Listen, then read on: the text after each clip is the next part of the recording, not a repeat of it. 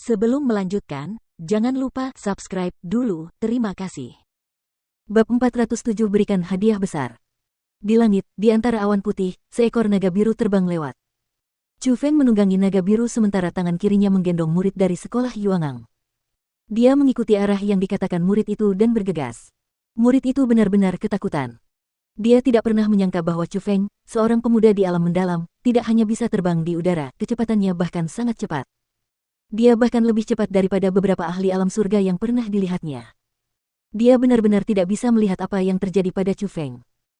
Dia merasa bahwa pemuda itu tidak memiliki akhir dalam ketakutannya, dan semakin seperti itu, semakin dia merasa tidak nyaman karena kekuatan Chu Feng membuatnya merasa terlalu kecil, begitu kecil sehingga dia bahkan tidak bisa menahan satu serangan pun. Chu Feng, bocah, kau tidak benar-benar berencana untuk mengurus Tang Yixiu dan yang lainnya, kan?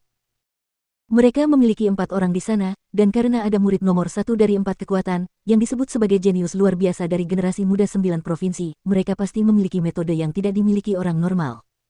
Saat ini, kamu hanya berada di level kelima dari ranah mendalam. Bahkan jika kamu menggunakan kekuatan petir ilahi, kamu hanya berada di level ke-7 dari ranah mendalam. Tidak apa-apa jika kamu bertarung melawan orang-orang biasa di ranah surga, tetapi aku khawatir akan ada beberapa bahaya saat berhadapan dengan mereka berempat. Egi sudah mendeteksi niat Chu Feng jadi dia diam-diam menasihati. 4 kekuatan, sekolah Yuangang, sekolah Dewa Api, sekte putih tersembunyi, dan lembah bebas dan tak terkekang, saat ini sedang menyiapkan sejumlah besar uang untuk hadiah. Cepat atau lambat, aku akan mencari mereka untuk menghitung beberapa utang lama.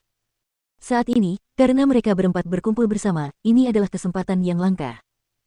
Mengenai apakah aku bisa mengalahkan mereka dengan kultivasiku saat ini, aku tidak begitu yakin, tetapi setidaknya, aku harus mencoba, kan?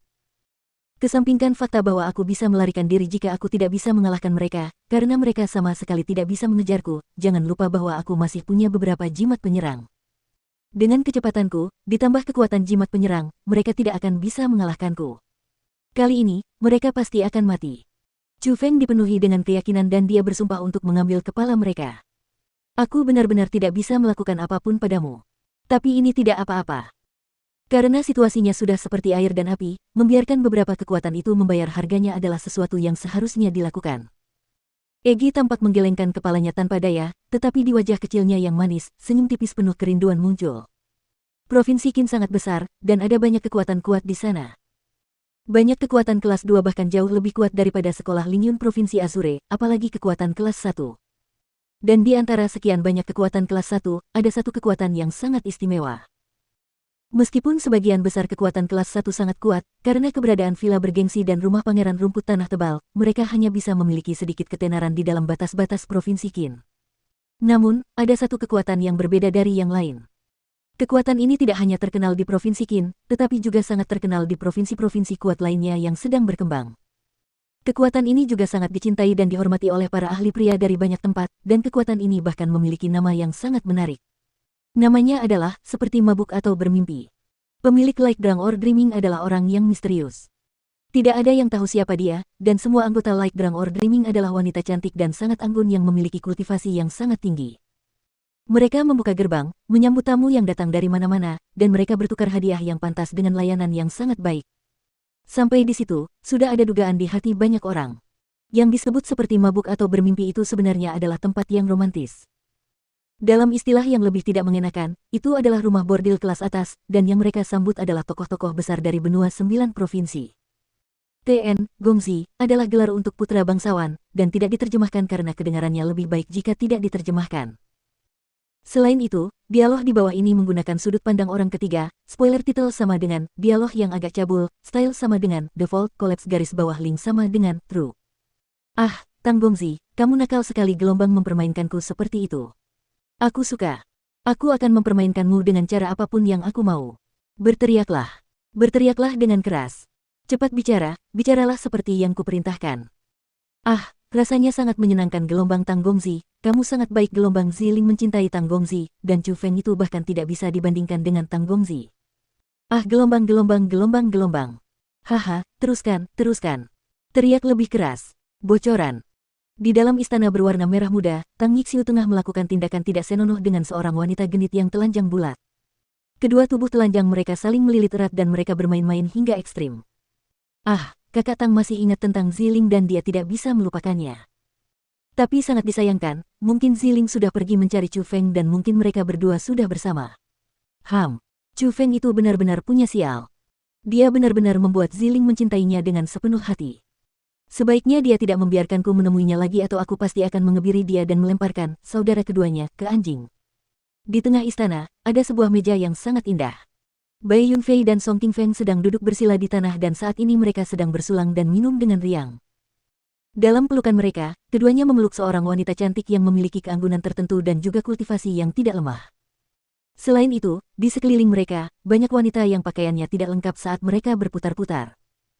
Ada yang menuangkan anggur untuk mereka, ada yang menjepit makanan dengan sumpit untuk mereka, ada yang menjepit kaki mereka, dan ada yang memijat punggung mereka.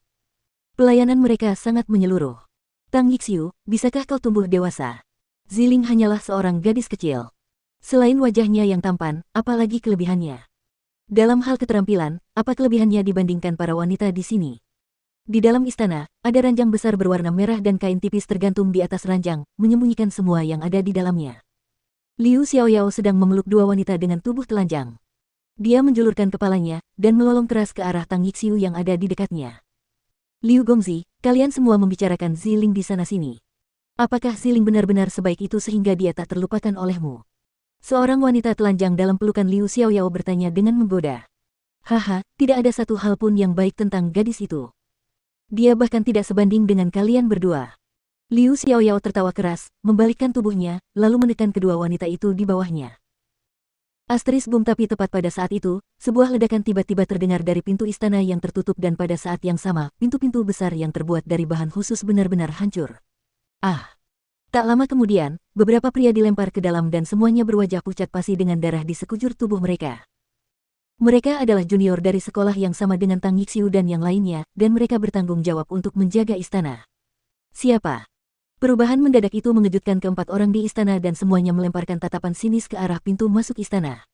Oh, kita baru saja tidak bertemu dalam waktu yang singkat, tetapi kamu tidak mengenaliku.